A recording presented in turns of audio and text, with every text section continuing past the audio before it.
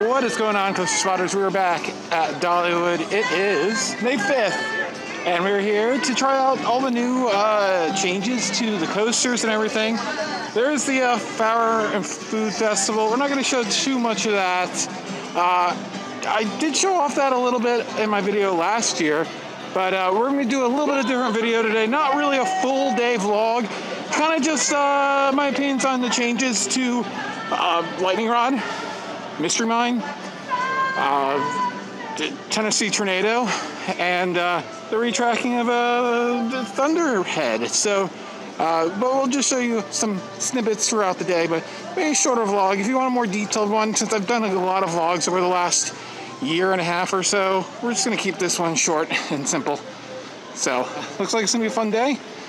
Park hours are 10 to 7. It's about 9:45. So we're going to head right over to the Lightning Rod and try that out. It is running, which is nice to see. Honestly, I cannot remember if there were this many decorations for the festival last year, because I was just excited to be at a park, because this was the first park I went to as stuff reopened from the lockdown. And I was just excited to be here.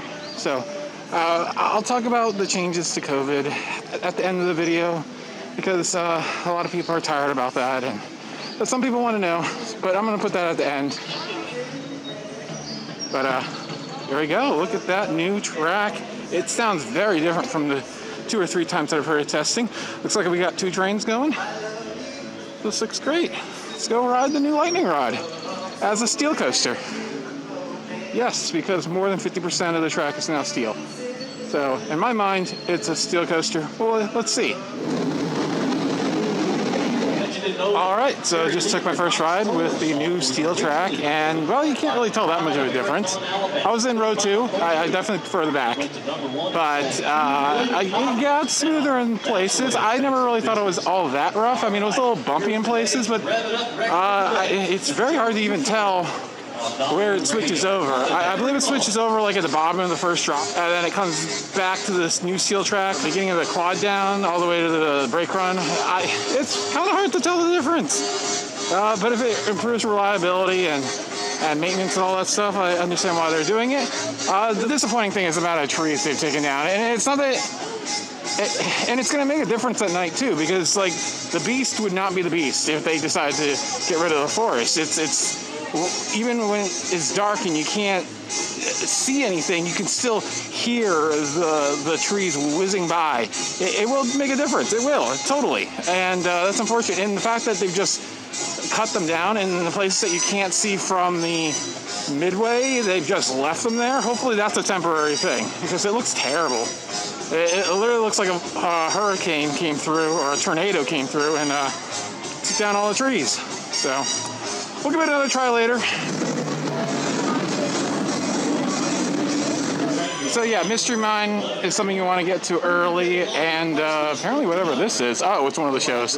I'm not going to see any shows, but you know, this is totally a coaster vlog. I thought I might see a show in the middle of the day, just to rest my eyes, but this is all coasters today for the most part, so on the video. So if you want to see a little more of that, look at other videos, especially the one from 2019. But yeah, I love Dollywood. It's a beautiful park, and let's head over to the Mystery Mine and try out that new modification of the layout and the track and all that stuff. So we'll see how that is. I love these temporaries with the Flower and Food Festival. They're absolutely gorgeous, especially the one over there. Dolly's mother sewing the coat of many colors. Very gorgeous. And unfortunately, my pass expires at like June 15th or something like that. But I would have really considered coming back to this for the 3D drone light show. That looks really cool. All right, so let's go ahead and get on the Mystery Mine. My opinions on it before was that I never really had much of a problem with it, since I'm a taller person. Just the way I fit in the restraints, it never caused any headbanging for me. It was a little jerky in places. It was a little bit unpleasant. But overall, I had no problem with it. But I understand the issues that a lot of people had with it. So I understand why they did it. I don't know how I'm gonna feel about what they did. So they removed a section of track, added a turn, made the drop off the mid-course less steep. So yeah, we'll see.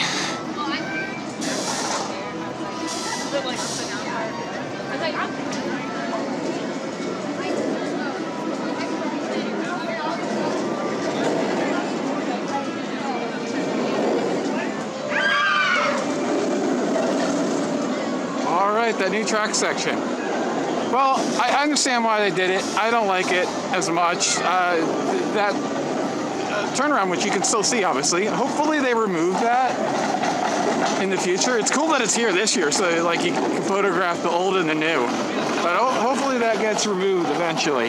But no, I don't like it as much. The airtime isn't as good. I really like that overbank turn thing. But I completely understand why they got rid of it. It was jarring. And I'm sure for other people, it was a lot of handbagging. I'm pretty sure that's what Ariel will say in June when we come. So look out for that vlog in about a month. But yeah, it's okay. I really do hope they restore the theming though onto the bridge. I believe it was rotting out and had to take it out, and that's understandable, but it definitely doesn't look as good as it used to, but it doesn't look terrible, but there you go. Took a ride in the front seat and the back seat. I mean, the front seat's a little bit more jarring than the back, which is typical for these Gershlaw Eurofighters, but it's fine. The theming holds up so well that that's what this ride's about. I don't even think it will change the ranking for me inside of this park or any other Gershlaw Eurofighter. It's still really good. All right, took a quick 3 rides on this thing, 2 in the back and 1 in the front. This thing is awesome for its size and everything. Don't be ashamed to ride it, especially if you're soloing today. Don't be ashamed. Such a good ride. Just like Oscar's Wacky Taxi, which we're talking about in a thread on Twitter with the Parkscope guys. If you don't know it, if you're on the parkscope.net podcast, about once every month. It's a good podcast, good guys over there. Go take a listen. Love the tree.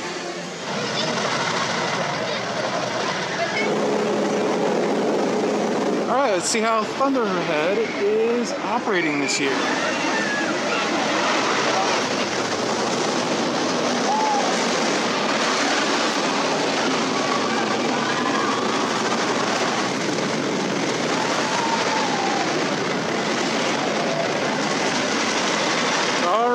So, Thunderhead, they did retracking work. I'm really honestly not sure where they did it.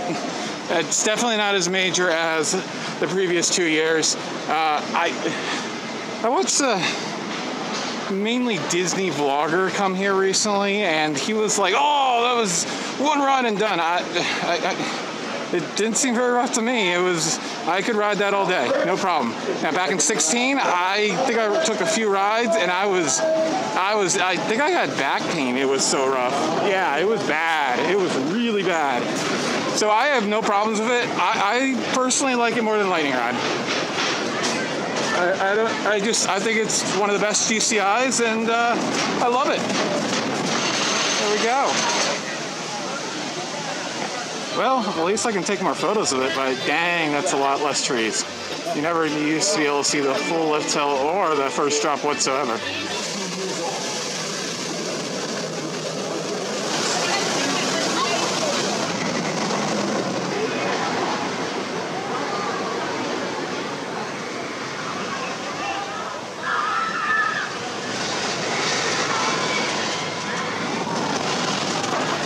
All right, so attention to Tornado.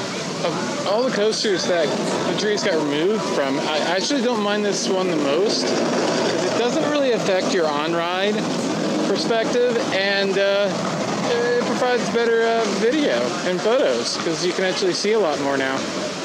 So yeah, don't have a problem with this one. Wild Eagle, I have a little bit more of a problem. There was a really good tree inside of the final helix, so you're on the right wing. You got really close to it. There are a few other trees that were taken down, but there are actually quite a few places where you got really close, which for B&Ms to get really close to trees and stuff like that is very rare actually. So that's unfortunate. So yeah, I didn't expect it. And tornado, it's kind of cool because it just looks like a tornado went through there with the trees down and still sitting there.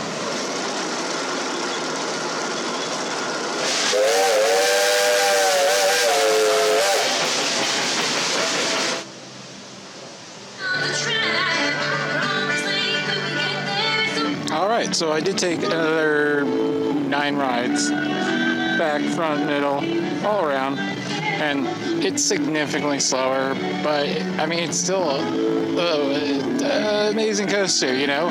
For me, it was ridden over 1,100 roller coasters. This is a top 50 for me. But I've always been a little bit underwhelmed by Lightning Rod, but I definitely am more underwhelmed now.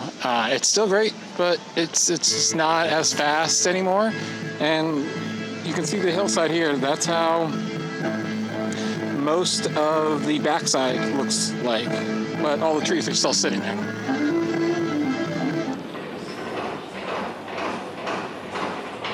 All right, now finally we're gonna do the Blazing Fury. It's had some track replaced by RMC as well. I believe the first drop, because I think the last drops were replaced prior. Way a few years back, like before Lightning Rod even, I believe. So, and we'll check out Crescent's Valley since they made some changes, but not that big of a deal. And we'll talk about COVID operations, if that's something you're interested at the end.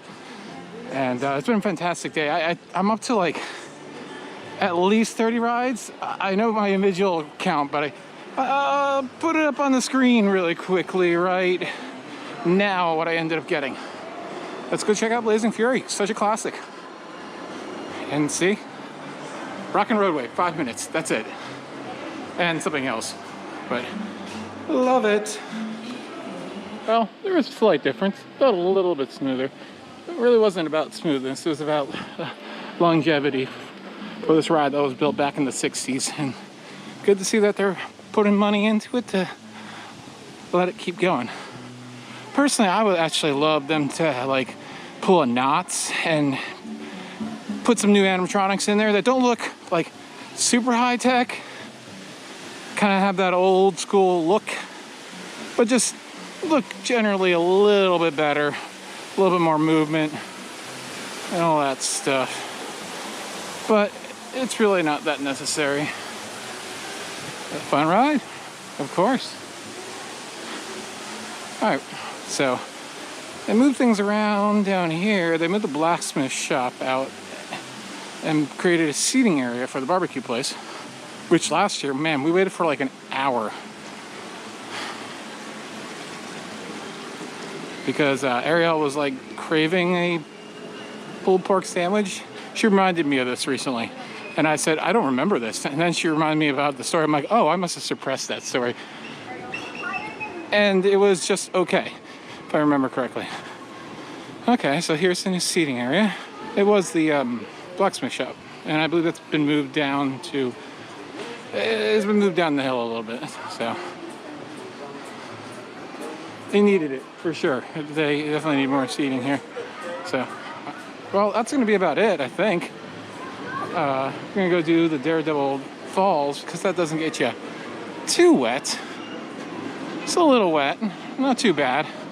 I was thinking about doing the Rampage, the River Rampage, and not going to do that. Plus, I'd rather get a little bit more rides on the Lightning Rod since it's actually working.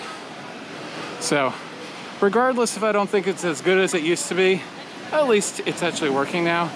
And that's really more important to me right now because I've had so many visits where it was closed. I visited 4 times last year, and during that entire 4 visits, it was up less than 25% of the time, which is horrendous uptime.